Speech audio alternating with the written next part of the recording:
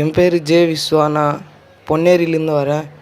எனக்கு 15 வயசு ஆகுது. சின்ன வயசுலேருந்து வீசிங் ப்ராப்ளம்.